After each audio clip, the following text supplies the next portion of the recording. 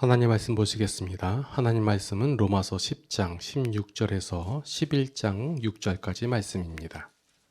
그러나 모든 사람이 다 복음에 순종한 것은 아닙니다. 이사야는 주님, 우리가 전하는 소식을 누가 믿었습니까? 하고 말하였습니다. 그러므로 믿음은 들음에서 생기고 들음은 그리스도를 전하는 말씀에서 비롯됩니다. 그러면 내가 묻습니다. 그들은 들을 일이 없습니까?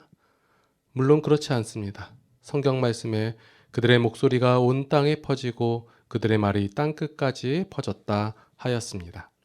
내가 다시 묻습니다. 이스라엘이 알지 못하였습니까? 이에 대하여 하나님께서 먼저 모세를 통하여 이렇게 말씀하셨습니다. 나는 내 백성이 아닌 사람들로 너희의 질투심을 일으키고 미련한 백성들로 너희의 분노를 자아내겠다. 또한 이사야는 매우 담대하게 이렇게 말씀을 전하였습니다.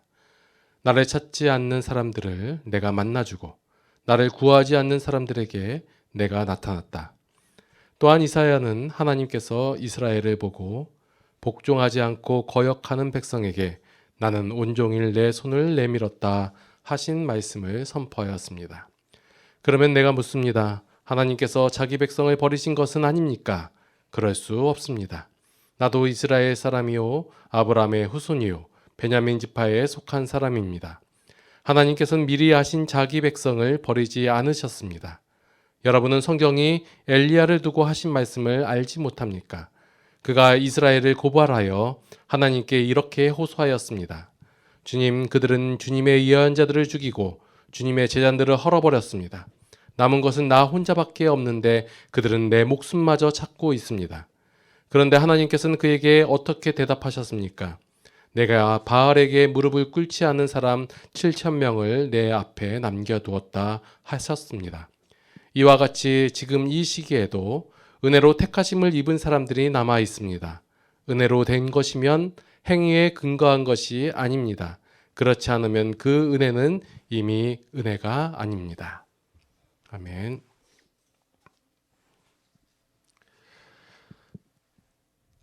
하나님께서는 세상을 창조하셨을 때 사람이 그 안에 거하면서 그 하나님께서 주신 모든 환경 가운데서 기뻐하며 즐거워하며 행복하게 살기를 원하셨습니다. 그런데 인간이 죄를 지은 이후에 이 행복을 상실했습니다.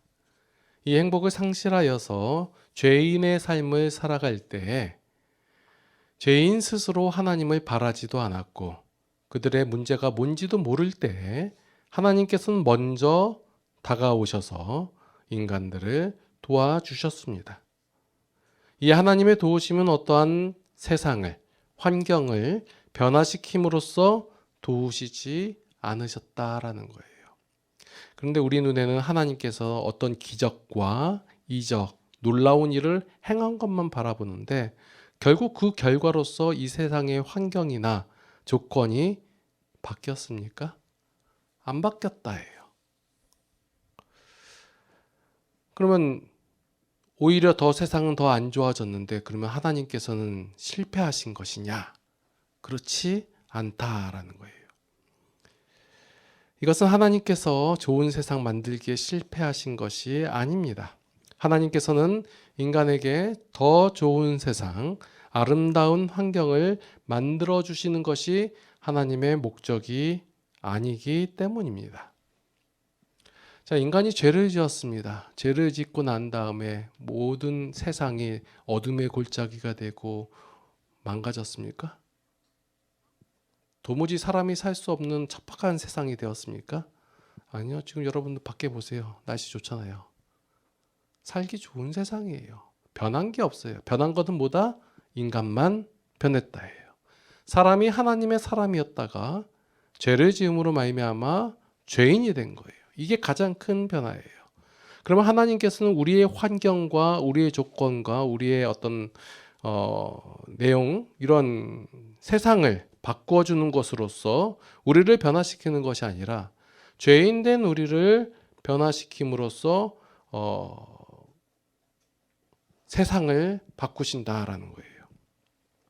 하나님의 목적은 이스라엘의 독립도 이스라엘의 영토 확장도 아니면 더 잘 먹고 잘 살고 세계의 중심이 되어서 세계의 리더가 되게 하는 나라, 이러한 것이 하나님의 목적이 아니다래요. 하나님의 목적은 인간을 변화시키는 것이 목적이다예요. 자, 우리가 이 말씀에 대해서 동의를 하신다면 반대로 같은 내용으로서 여러분들의 삶 속에서 여러분들이 어떻게 잘 살게 되는 것, 아니면 어떤 권세를 얻는 것, 아니면 어떠한 좋은 환경에서 사는 것, 이러한 것들로 이렇게 되어가는 것, 이것이 하나님의 목적이 아니다예요. 자, 여러분들이 좋은 대학에 가는 것, 아니면 어떤 돈을 많이 버는 것, 재물을 얻는 것, 건강에 사는 것, 우리의 목적은 그럴 수가 있어요. 그렇지만 하나님의 목적은 그러한 것을 얻게 하는 것이, 여러분들의 환경을 변화시켜 주는 것이, 여러분들의 어떤 더 좋은 세상을 살아가게 하는 것, 이것이 하나님의 목적이 아니다예요. 그러면 우리의 목적과 하나님의 목적이 다르잖아요.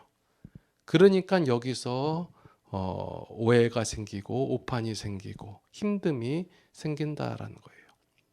자, 분명한 사실은 하나님께서는 여러분들을 잘 먹고 잘 살게 하는 것이 물론 그 하나님의 목적 가운데 부분으로서 있겠지만, 그것을 변화시킴으로써 여러분도 주로 환경을 변화시켜 주십시오, 내 주변을 바꿔 주십시오라고 얘기하시는데, 하나님께서는 그 여러분들의 환경이나 주변을 바꿔주는 것으로서 여러분들에게 어떤 환경을 제공하심으로 여러분들을 바꾸는 것이 아니라 여러분들의 본질을 바꿔주심으로 말미암아 여러분들의 환경을 바꿔주시는 것이고 여러분들의 세상을 바꿔주신다라는 거예요. 이게 반대로 되니까 힘든 거예요. 하나님, 내 삶을 바꿔주신다면 내가 하나님의 삶을 살아가겠습니다. 하나님, 나의 주변을 더 좋게 만들어주시고 조건을 만들어주신다면 제가 하나님의 방법으로, 하나님의 가치로, 하나님의 내용으로서 삶을 살아가겠습니다 라고 말하는 것이 우리의 생각이고, 하나님께서는 아니다, 내가 너를 구원하였다, 내가 너를 변화시켜 주었다, 그러니 너는 이제 내 것이 더 좋다라는 것을 인정하며 살아라, 이것을 얘기하는 거예요. 이제 우리가 하나님으로 말미암아 예수 그리스도의 십자가 보혈로 말미암아 우리가 죄인에서 의인이, 죄인에서 구원받지 못한 자에서 구원받은 자로서 되었다예요. 그러면 이제 죄의 마음이 있었던 것이 이제 하나님의 마음으로, 죄의 방법을 더 추구하는 것에서 이제 하나님의 방법을 추구하는 쪽으로, 죄의 가치가 이제는 하나님의 가치로 변화되어 간다라는 거예요. 로마서의 내용이 다 이런 내용이에요. 그래서 너희는 무엇을 이루기 위하여 노력해라 뭐 얘기 아니라, 이제 하나님께서 너희에게 어떤 일을 행하셨고 어떻게 이루셨는지를 너희는 바라보라, 알아라, 그 얘기예요. 자, 오늘 말씀에서 보니까 믿음은 들음에서 난다라고 했어요. 자, 이 말씀은 뭐예요? 이 믿음이 난다는 것은 내가 어떤 수양이나 고행이나 아니면 어떤 참선을 통해서 생겨나는 것이 아니라 밖에서 들려짐으로 말미암아 믿음이 생겨진다는 거예요. 그러니까 여러분들이 하나님의 말씀을 대하지 않고 하나님의 말씀을 듣지 아니하고 속으로 생각하기에 믿음이란 이런 것이고 삶이란 이런 것이고 우리의 삶의 목표는 이런 것이다, 우리의 가치는 이런 것이다 라고 생각하고 고민한다면 결과적으로 나오는 것은 하나님의 것이 아니라 죄의 것이 나온다는 거예요. 여러분들이 하나님의 말씀을 대하지 않고 읽지 않고 보지 않고 듣지 않고 여러분들의 믿음이 강건해지고 믿음이 자라날 수가 없다라는 거예요. 우리의 믿음은 그리스도의 말씀으로 말미암아 이 믿음이 생긴다라는 거예요. 그런데 많은 사람들이 마치 믿음을 얻기 위해서는 노력하고 애써야 하는 것으로 생각한다라는 거예요. 내가 믿음을 얻기 위해서는 이렇게 노력하고 이렇게 해야지. 자, 여기서 믿음이 들음에서 난다라는 말의 의미는 내가 믿음을 얻기 위해서 듣기 위하여 어떤 수많은 노력을 하고 애씀을 했다라는 것에 포커스가 있는 것이 아니라 믿음이 들려졌다예요. 말씀이 들려졌다예요. 그러니까 그 말씀을 내가 들으니까 내가 원래 알고 있던 내 안에 있는 것과 다르게 새로 밖으로부터 들려왔다예요. 그러면 이것이 믿음이다. 이 믿음은 본인이 생각하지도 바라지도 않았을 때 들렸다예요. 우리가 믿음을 바라고 믿음을 얻기 위하여 노력을 하고 믿음을 추구하고 그러한 삶을 살았을 때 믿음이 나에게 말씀의 들림으로 말미암아 믿음이 생겼다가 아니라 내가 추구하지도 않고 바라지도 않고 생각하지도 않았을 때 그 말씀이 내게 들렸다예요. 강조점은 내가 들었다가 아니라 내게 들렸다예요. 이 말씀이 들린 것은 바로 그 지난번 말씀과 이어지는 것이 이제 복음을 들고 나가는 아름다운 발, 복음을 전하는 자가 있었기에 내가 들었다예요. 내가 바라지도 않고 내가 요구하지도 않았는데 복음이 내게 들린 것은 그 복음을 전하는 자가 있었다예요. 그러면 이 복음을 전한 자가 핵심이 아니라 그 복음을 전한 자를 보내준 자에게 핵심이 있다예요. 그러면 그 복음을 누가 보내줬냐? 하나님께서 보내주셨다. 그래서 결국은 믿음은 하나님으로부터 나온다예요. 내가 어떠한 복음을 들을 만한 자세를 갖추고 어떠한 모습을 갖추고 아니면 열정을 가지고 그랬을 때 하나님께서 나에게 복음을 주시고 믿음을 주신 것이 아니라 전혀 생각지도 않고 바라지도 않고 노력도 안 하고 있는데 나에게 복음이 들렸다예요. 들린 것은 그 복음을 전한 자가 있었고 그 복음을 전한 자는 어떻게 해서 왔느냐? 복음을 전하는 자를 보내준 자에게 있다예요. 그 보내준 자가 하나님이시다. 그래서 성경은 뭘 강조하냐면 하나님의 일하심을 강조한 말씀이에요. 내가 믿음은 들음에서 난다 얘기할 때 우리의 생각은 믿음을 들어야 돼. 그러면 이 복음을 전해준 자가 얼마나 값진 것인가. 이쪽으로 가는 게 아니라 결국적으로는 하나님께서 보내셨다. 여기에 강조점이 있다예요. 자, 오늘 본문 말씀 중에서 21절 말씀에 보니까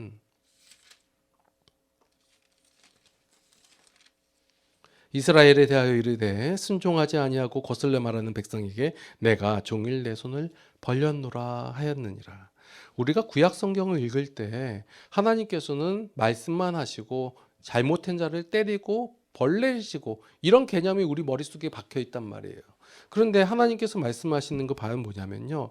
이스라엘에 대하여 이르되 순종하지 아니하고 거슬려 말하는 백성에게. 자, 이스라엘이 이 모양으로 살았거든요. 순종하지 아니하고 거슬려 말하고 하나님께 대해 대항하고 하나님의 말씀을 죽어라고 안 듣고 그랬단 말이에요. 그랬던 이들에게 하나님께서 행하신 모습은 어떠한 분노나 아니면 어떤 대가를 치르게 하거나 아니면 형벌을 내리거나 벌 내리시는 것이 아니라 종일 내 손을 벌렸노라 이렇게 말씀하시는 거예요. 우리가 하나님을 부인하고 하나님을 거부할 때 하나님께서는 우리를 찾아오시고 설득하시고 도우셨다라는 거예요. 우리가 생각할 수 없는 부분이에요. 우리는 우리에게 잘못하면 어떻게 해요? 너도 그래 봐라 이렇게 나오는 게 우리의 본성이잖아요. 다시 말해서 죄인의 본성인데 하나님은 그렇지 않다예요. 하나님은 우리가 하나님을 배신하고 부인하고 거부할 때 계속해서 온종일 손을 벌렸다예요. 자, 우리의 오해 중에 하나가 뭐냐면 우리의 고난 중에서 하나님께서는 외면하고 계신다예요.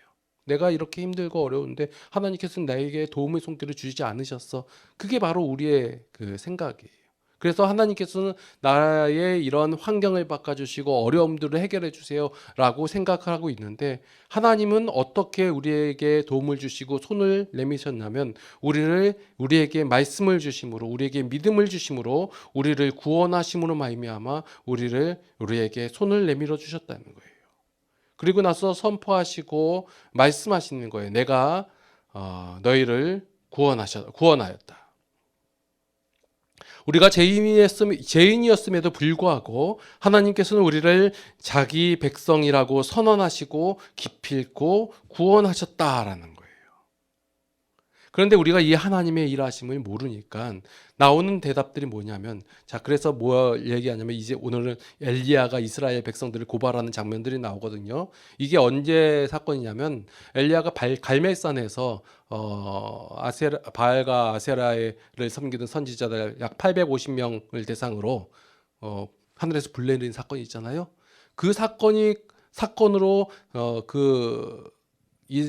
이단 선지자들을 다 죽여버리고, 그리고 나서 이세벨이 죽이려고 쫓아오니까 광야로 도망가서 나 죽겠습니다 하고 하나님 앞에 나올 때 그 얘기예요. 그 놀라운 사건과 이적과 하나님의 큰 권능을 보여주고 나서 난 다음에 도망쳐서 숨어서 하나님께 말하는 장면이 이스라엘 백성들을 고발하는 거예요. 하나님, 이스라엘 백성이 주의 선지자들을 죽이고 있습니다. 하나님, 주의 제단을 헐어버리고 있습니다. 그 남은 사람들도 그 이스라엘의 유혹과 미혹의 위협에 넘어가서 하나님을 부인했습니다. 그런데 나는 하나님을 구인하지 않았습니다. 오히려 제가 이 믿음을 지켰다라고 말하고 있다라는 거예요, 엘리야는. 그런데 나에게 왜 이런 일이 일어납니까? 라고 하나님께 한탄을 하는 거예요. 저 이스라엘 백성들은 하나님을 거부하고 하나님을 믿는 사람들을 죽여버리고 주님을 예배하는 그 제단을 헐어버리고 기껏해야 또 남은 사람들조차도 그들의 위협과 미혹에 넘어가서 결국은 나 혼자 남았습니다 라고 하나님께 한탄하는 장면이라는 거예요. 자, 엘리야가 이렇게 생각하는 이유는 자신이 믿음을 지켰다라고 생각하기 때문에 이렇게 얘기하는 거예요. 내가 믿음을 지켰다. 저들은 그 위협에 넘어갔지만 나는 안 넘어갔다. 나만 오로지 하나님 앞에 서서 내 믿음을 지켰다라고 생각하기 때문에 이렇게 말하고 있는 거예요. 이러한 생각은 하나님께서 자신을 지켜주시고 하나님의 일하심의 결과로서 이 믿음을 지킨 것이라는 생각이 부족하기 때문에 자신의 노력과 수고와 헌신으로 믿음을 지킨 것이라는 오판을 하게 된 것이라는 거예요. 여러분들이 믿음을 지켰어요? 그것은 여러분들의 어떤 의지와 열정으로 된 것이 아니라 하나님께서 지켜주시고 하나님께서 일하심의 결과로 말미암아 여러분들이 믿음을 지키고 있다라는 거예요. 이에 대한 그 하나님에 대한 생각에 그 오판을 하고 있는 이 엘리야에게 하나님께서 뭐라고 얘기하시나요? 야, 너 말고도 다 7,000명 더 있다 이거예요.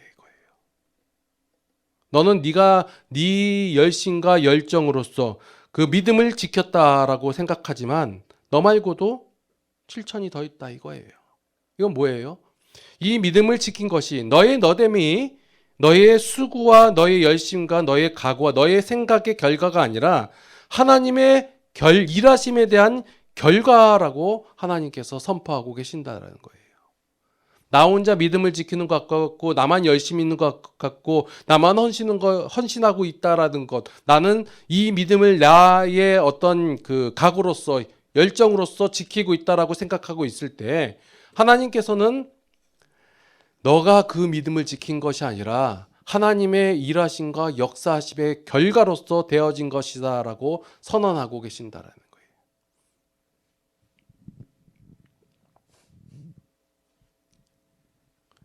남은 자라는 말이 나오는데 자신이 믿음을 지켜서 살아남은 것이 아니라 하나님께서 믿음을 주시고 남겨놓은 자들을 남은 자라는 거예요. 이 남은 자들이 자신의 공로와 헌신으로 인해서 남은 자가 된 것이 아니라 그 하나님의 일하심에 대한 증거라는 것을 이제 하나님께서는 엘리야에게 이제 7,000명을 남겨두었다라고 얘기하는 거예요. 이 증거가 뭐냐면 하나님께서 만약에 엘리야의 노력이나 아니면 7,000명의 남은 자들에 대한 어떤 각오나 의지에 의해서 그 믿음을 지켰다라고 했다면 하나님께서는 엘리야와 이 7,000명을 칭찬하는 장면이 나와야 돼요. 말씀 속에서. 근데 전혀 엘리야에 대해서 아니면 이 7,000명에 대한 칭찬의 내용이 전혀 없어요. 뭔 얘기예요? 너희들 스스로 믿음을 지켜서 남은 것이 아니라 하나님께서 남게 하셨다라는 표현이에요. 지금 여러분들이 믿음을 지키고 있고 하나님을 향하여 그 하나님의 은혜를 깨달아 가고 있고 그렇다면 그것은 여러분들의 어떤 노력이나 열심이나 각오에 의한 것이 아니라 하나님께서 여러분들에게 믿음을 주시고 지켜주시고 일하심에 대한 결과로서 여러분들이 남은 자가 되었다라는 거예요.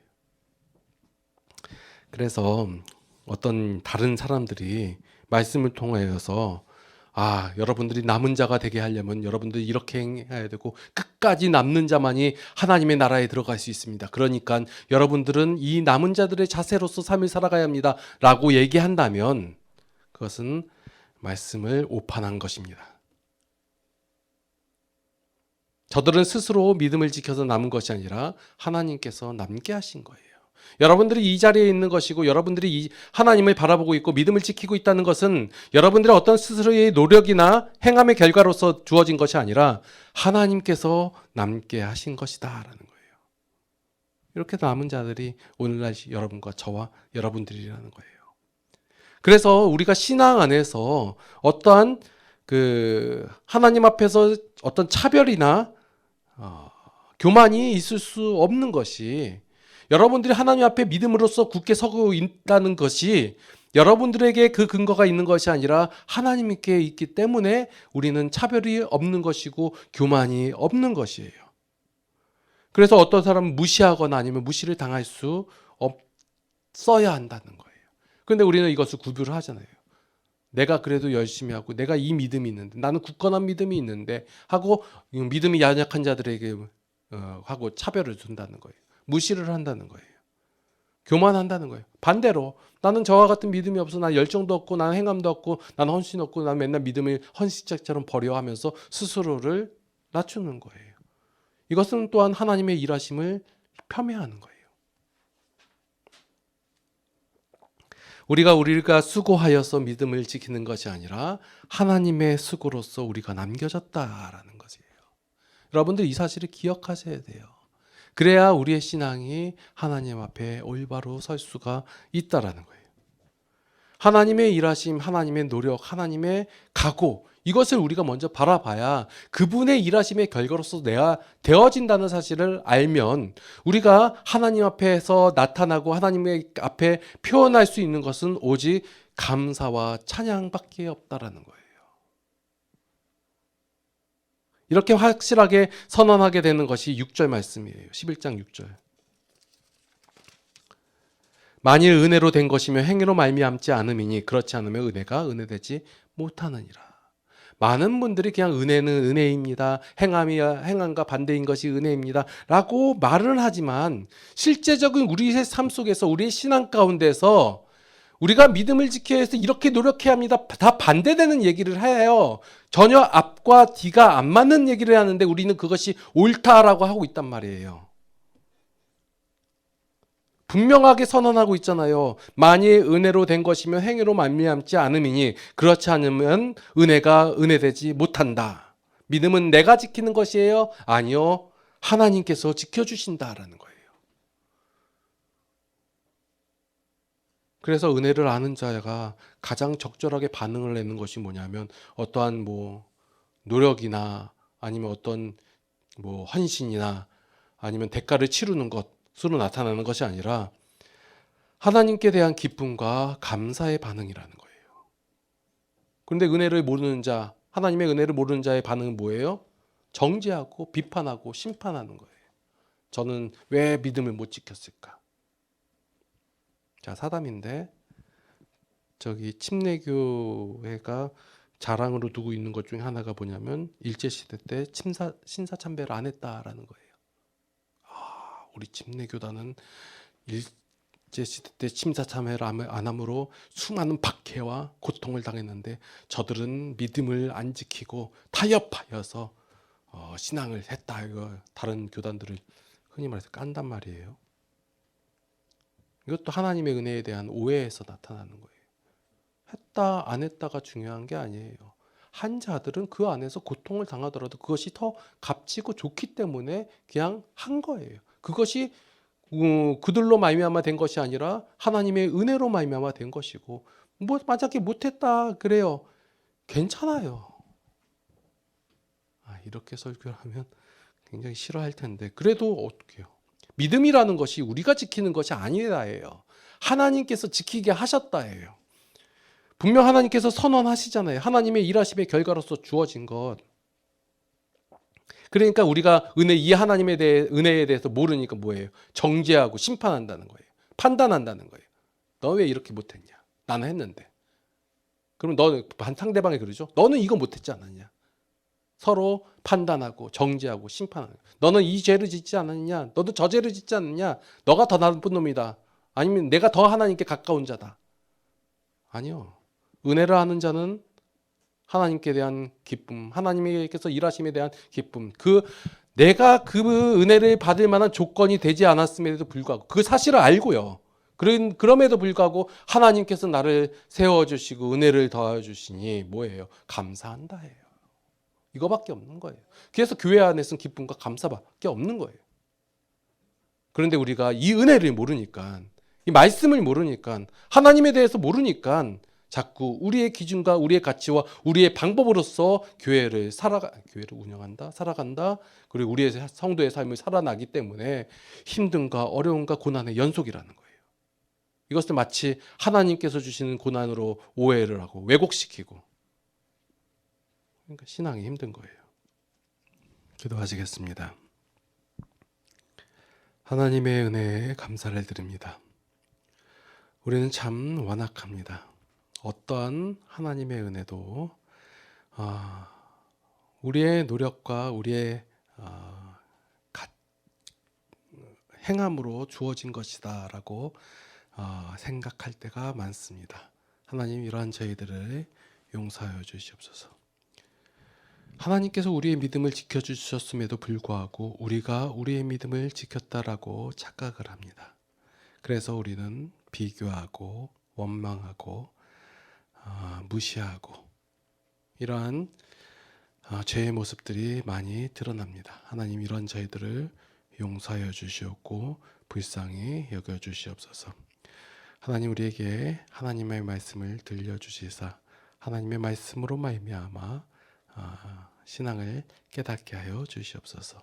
하나님의 일하심을, 하나님의 마음을 다시 한번 알게 하여 주시사 그 하나님을 날마다의 삶 속에서 기쁨과 감사로 고백하는 우리의 신앙이 되게 하여 주시옵소서. 하나님께서 우리를 구원하여 주셨음에 이제 구원받은 자로서 그 마땅한 삶을 살아나가게 인도하여 주시옵소서. 이제는 우리 주 예수 그리스도의 무한하신 은혜와 하나님 아버지의 극진하신 사랑하심과 성령님의 감화감동 교통 인도 보호 역사하심이 이제 하나님 안에서 참 자유를 누리며 기쁨과 감사의 고백을 하기를 원하는 모든 성도들 머리 위에 이제로부터 영원토록 함께 하시옵기를 간절히 축원하옵나이다. 아멘.